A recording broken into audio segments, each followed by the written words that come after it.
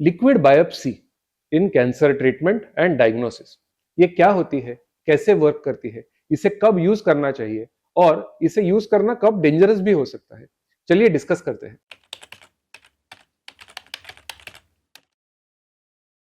नमस्ते, मैं doctor Aditya Kulkarni, gastro and cancer specialist, OSS clinic Pune में प्रैक्टिस करता हूं और मेरा एरिया ऑफ इंटरेस्ट है डाइजेस्टिव सिस्टम के, पेट के कैंसर्स और उसकी लेप्रोस्कोपिक और रोबोटिक सर्जिकल ट्रीटमेंट।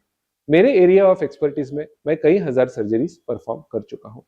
आज हम एक हॉट टॉपिक के बारे में डिस्कस करेंगे जो कि करंटली कैंसर के ट्रीटमेंट के सिनेरियो में बहुत ज्यादा रैपिडली इवॉल्व हो रहा है और बहुत सारे पेशेंट्स को भी इसके बारे में एक अवेयरनेस आ गया है, चाहे फिर वो इंस्टा के रील के वजह से हो, न्यूज़पेपर में कोई आर्टिकल की वजह से हो, और इसको कहते हैं कि लिक्विड बायोप्सी। अब लिक्विड बायोप्सी ये टर्मिनोलॉजी सुनने में बहुत ही अलग लगती है। सो आज के वीडियो में हम ये डिस्कस करेंगे कि एग्जैक्टली लिक्विड बायोप्सी का मीनिंग क्या होता है और इसे कब यूज करते हैं, इसे कब नहीं यूज करना चाहिए, क्या है वो specific use cases where it can mean the difference between cancer progression and किसी की जान को बचाना। तो लिक्विड बायोप्सी के बारे में आज हम पूरा डिटेल में डिस्कस करेंगे। तो before we go into the topic, एक क्विकली हम देखते हैं कि बायोप्सी क्या होता है। तो वेरी सिंपली, बायोप्सी यानी कि कैंसर के टिश्यूज का एक सैंपल लेना और इसे टेस्टिंग के लिए भेजना। अब ये टेस्टिंग कई चीजों के लिए हम कर सकते हैं। फर्स्ट ऑफ ऑल, क्या ये कैंसर है कि नहीं है, इसका ग्रेड क्या है, ये इसका स्टेज क्या हो सकता है, ये बॉडी में कितना एग्रेसिवली फैल रहा है या फैला है। तो यूजुअली जो ट्रेडिशनली बायोप्सी होती है वो कोई कैंसर के सेल्स का मास होता है जो ट्यूमर ग्रो किया होता है, उसमें हम छोटी नीडल डाल के हम इसे बायोप्सी निकालते हैं। और ये यूजुअली एक सॉलिड बायोप्सी होती है क्योंकि इसमें एक टिश्यू का छोटा सा पीस हम निकाल के लैब में भेज देते हैं। तो this is the traditional way of doing a biopsy. But जब हम लिक्विड बायोप्सी की बात करते हैं तो जाहिर सी बात है कि लिक्विड बायोप्सी यानी कि हम लिक्विड का पीस तो नहीं निकाल सकते हैं। तो यूजुअली ये लिक्विड बायोप्सी की जाती है पेशेंट के ब्लड से या फिर कोई स्पेसिफिक सिचुएशन में किसी और बॉडी फ्लूइड से, जैसे कि सीएसएफ में से यानी कि ब्रेन के अराउंड जो फ्लूइड होता है उसमें से भी कभी कभी बायोप्सी की जाती है, ऑल्दो ये रेयर होता है। 90% और more than 90% of the time liquid biopsy यानी कि पेशेंट के ब्लड का हम सैंपल निकालते हैं। और इसमें हम क्या चेक करते हैं, तो हम ctDNA यानी कि सर्कुलेटिंग ट्यूमर डीएनए को हम पिकअप करते हैं। कभी कभी हम CTC यानी कि एक्चुअली जो ट्यूमर सेल्स है वो ब्लड में सर्कुलेट होते हैं, उसको हम डिटेक्ट करते हैं, जिसे हम सर्कुलेटिंग ट्यूमर सेल्स के नाम से जानते हैं।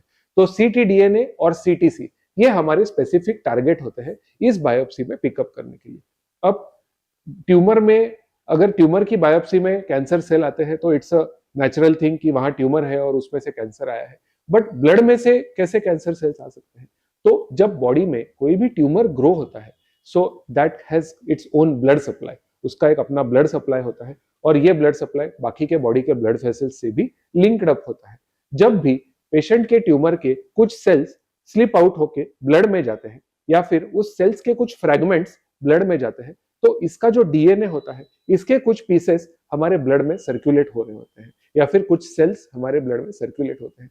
और यही छोटे छोटे सेल्स है जो आगे जाकर दूसरे ऑर्गन में जाकर वहां भी ट्यूमर्स क्रिएट कर सकते हैं, जिसे हम स्टेज 4 कैंसर के नाम से जानते हैं। So the aim of liquid biopsy is to pick up these ctDNA और दीज सर्कुलेटिंग ट्यूमर सेल्स। अब एक बहुत बड़ा मिथ सर्कुलेट हो रहा है स्पेशली हमारे देश में कि कैंसर की ट्रेडिशनल जो बायोप्सी होती है, जो नीडल से हम बायोप्सी करते हैं, इससे कैंसर फैल जाता है। ये एक एब्सोल्यूट मिथ है और ये पता नहीं कितने सालों से सर्कुलेट हो रहा है, बट ये टोटली गलत बात है। But because of this particular issue कई सारे पेशेंट्स में एक फियर होता है कि डॉक्टर साहब आप प्लीज हमारी ये वाली बायोप्सी मत कीजिए, हमने लिक्विड बायोप्सी के नाम से टेस्ट सुना है जिसमें हम सिर्फ ब्लड दे सकते हैं और उसमें पूरा इंफॉर्मेशन आएगा। तो क्या ये बात सच है?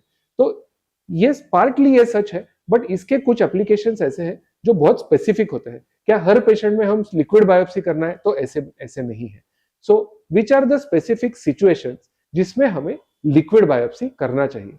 नंबर 1, जब पेशेंट का ट्यूमर जो है वो बहुत ही इनएक्सेसिबल जगह पे है, कि वो जगह हम ट्रेडिशनली जब बायोप्सी करते हैं वहां तक नीडल बिल्कुल भी नहीं पहुंच पा रही है, या फिर पेशेंट की कंडीशन उतनी अच्छी नहीं है कि वो बायोप्सी को अंडरगो कर सके, या फिर कई बार बायोप्सी 1-2 बार करने के बाद भी उसमें कैंसर नहीं आ रहा है, बट हमें फिर भी डाउट है कि शायद ये अभी भी कैंसर हो सकता है। तो ऐसे सिचुएशन में हम लिक्विड बायोप्सी को कंसीडर कर सकते हैं। दूसरा सिनेरियो ये होता है जिसे हम ट्यूमर हेटेरोजेनिटी के नाम से जानते हैं, यानी कि बड़ा ट्यूमर है, बायोप्सी सिर्फ एक एरिया में से निकाली गई है और उसमें पूरे ट्यूमर का पिक्चर हमें नहीं मिल रहा है।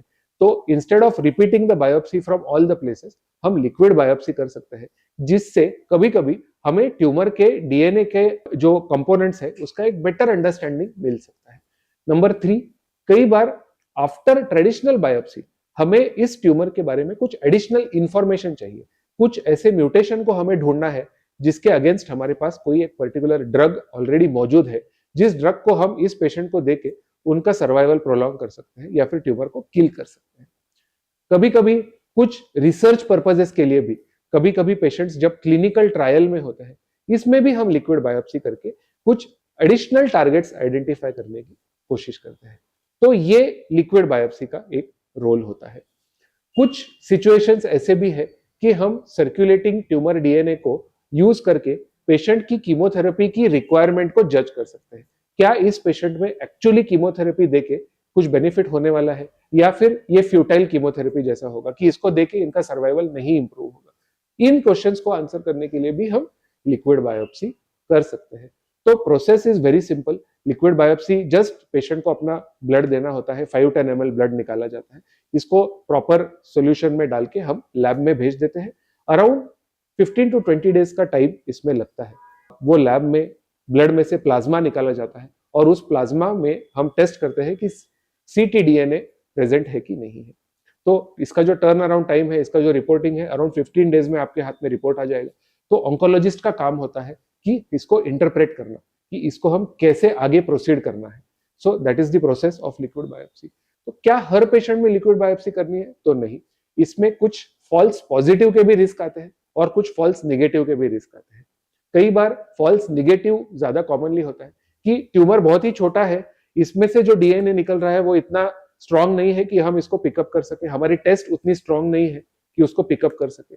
कभी कभी ट्यूमर में जो ग्रोथ होती है, उसका जो शेडिंग होता है ब्लड के अंदर, उसके जो टीएनए जा रहा है वो इतने लो लेवल पे जा रहा है कि हम उसको नहीं पिकअप कर सकते हैं। कई बार अर्ली स्टेज के ट्यूमर्स इस वजह से मिस हो सकते हैं। तो बेसिक अगर एक अंडरस्टैंडिंग हम रखें कि लिक्विड बायोप्सी का निगेटिव आना का मतलब ये नहीं है कि सारी चीजें नॉर्मल है।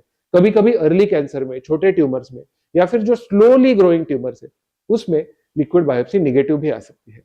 कभी कभी very rarely liquid biopsy false positive आ सकती है कि हमने कुछ टेस्ट करवा लिए, किसी पेशेंट ने अपने आप से जाके ctDNA का टेस्ट करवा लिया और कैंसर डीएनए पॉजिटिव करके उसका रिपोर्ट आ गया। अब नेचुरली सी बात है, ऐसा रिपोर्ट आने के बाद में सारे पेशेंट पैनिक हो जाते हैं।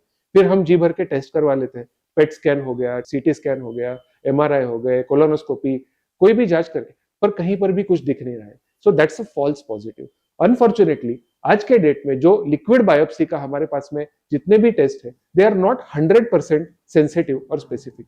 तो अगर कोई टेस्ट है जो कैंसर के लिए गोल्ड स्टैंडर्ड है कि ये टेस्ट हमें मानना ही है कि इसमें कैंसर है, तो वो है ट्रेडिशनल बायोप्सी, जो कि हम छोटा सा नीडल डाल के करते हैं। बट लिक्विड बायोप्सी के कुछ अपने अलग यूटिलिटी है जिसके बारे में मैंने आपको बताया। तो क्या इसका मतलब कि सारे पेशेंट्स में हम लिक्विड बायोप्सी करेंगे? तो नहीं। आपको आपके ऑन्कोलॉजिस्ट के साथ में डिस्कस करना है कि क्या मेरे केस में लिक्विड बायोप्सी करना जरूरी है कि नहीं है, क्योंकि ये टेस्ट जो होता है वो ट्रेडिशनल बायोप्सी के कंपैरिजन में ऑलमोस्ट 4 to 5 टाइम्स ज्यादा एक्सपेंसिव होता है। तो अननेसेसरीली इसको करने की जरूरत नहीं है। अगर हमारे सिचुएशन में उसका यूज है तब हम डेफिनेटली इस टेस्ट को कंसीडर कर सकते हैं। तो लिक्विड बायोप्सी के बारे में अगर आपको कोई भी डिटेल चाहिए तो please feel free to contact me, and as always don't forget to like and subscribe to this channel. I will be putting out all the informative cancer related content, gastro related content. आपको definitely इससे useful होगा, आपका value addition हो जाएगा। Thank you so much for watching the video.